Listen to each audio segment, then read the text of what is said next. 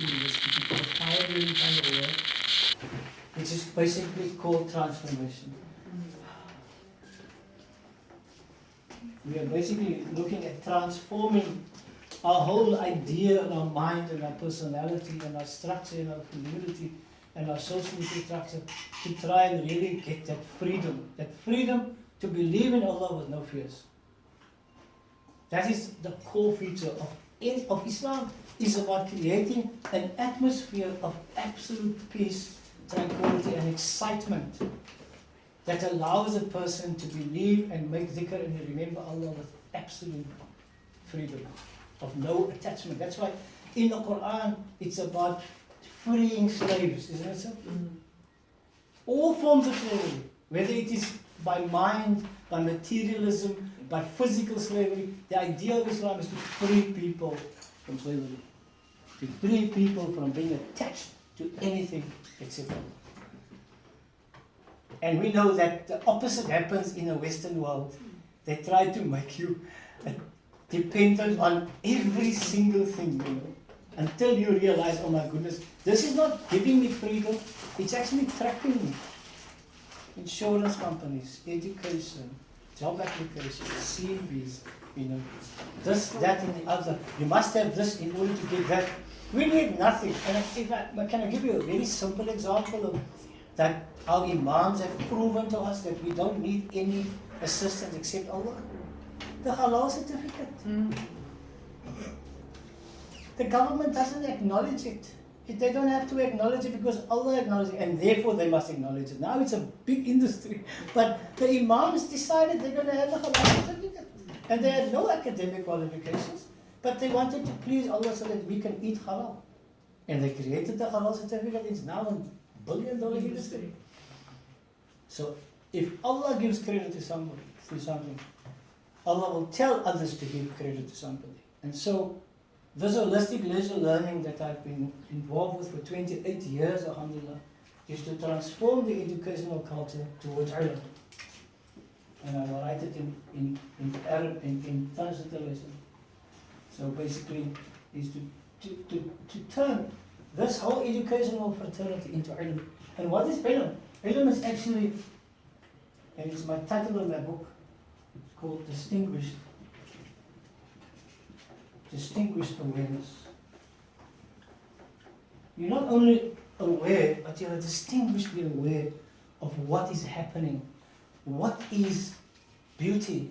What is this? What is that? And what does this ilm do? The ilm allows us to become grateful. If we are distinguishedly aware of everything involved in, for instance, the production of a grape, and Allah calls our attention to that. Do you not see how the tree grows? Do you not see how the corn grows? Do you not see the ship that sails on the sea? Do you not see your own eyes? Do you not see your hearing? Do you not see the speech? Your speech by itself is in the eye of Allah. 2 slits. 1 slit actually, making all the sounds. Ask a medical doctor, they are absolutely amazed how this 1 slit can make all the different sounds.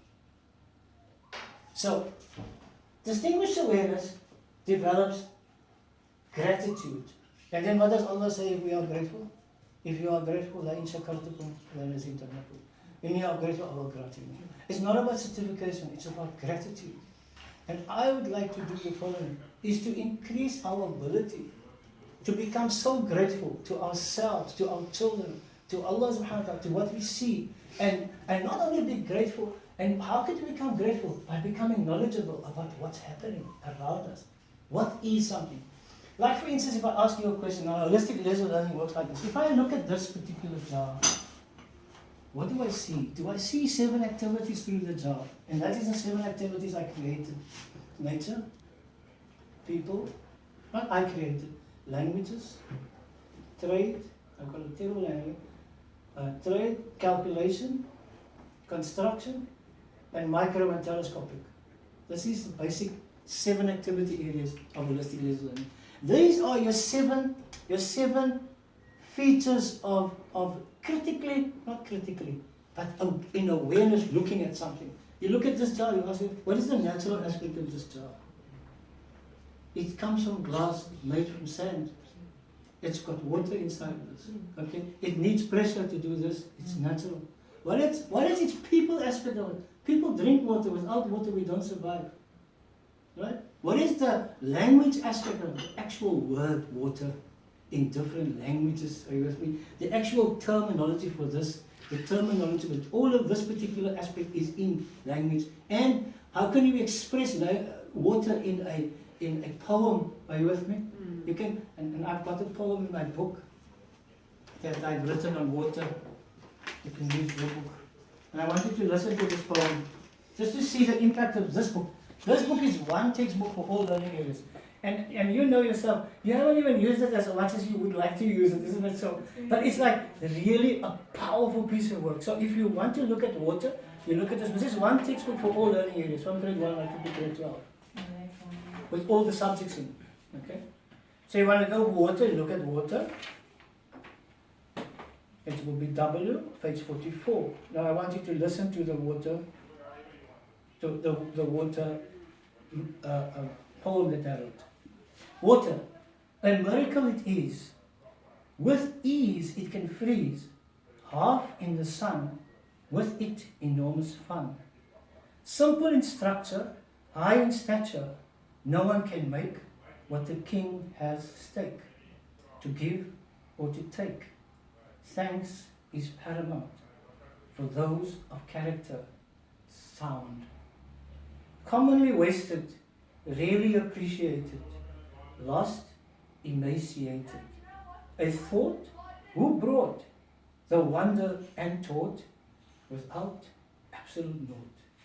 Those who see, care will be to exist and to be free.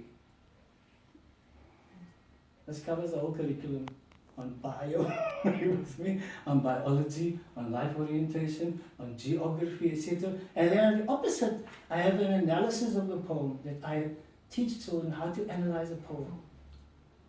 Quoting verse, being critical about the poem. So I teach them the science of analysis of a poem on this poem.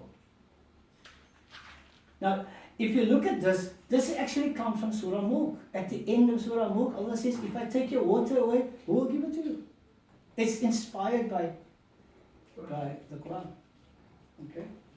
And obviously, the book's purpose is to develop vocabulary.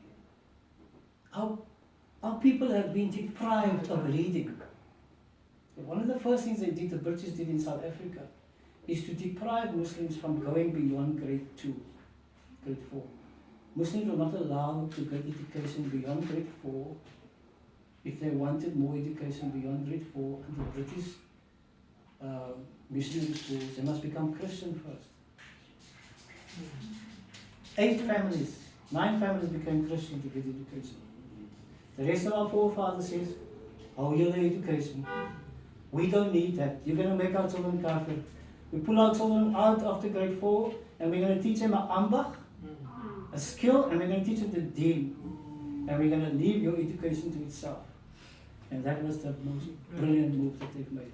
They put their trust in Allah, not in the system, not in the certification, but in Allah's hand and the skill that Allah has given them. And they became the master builders, cooks, dressmakers. Up till today, they manipulate that particular market based on the barakah that Allah has given them.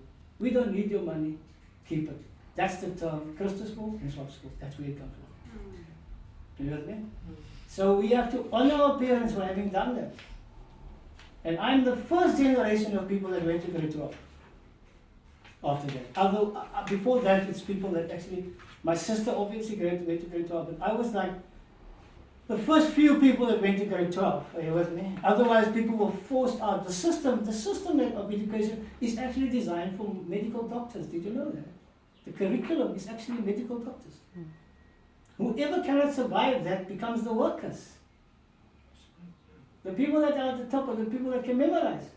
And they are the doctors. And many of the doctors can memorize automatically. The school doesn't teach them how to memorize. They are just brilliantly bright. You're all brilliantly bright. You see, they're all brilliant. I'm talking about memory. Memory, we're all brilliantly bright. But I mean, the system is designed for on memory. That's why you have examination. That is to sort the people out. All of us are gifted. So what is the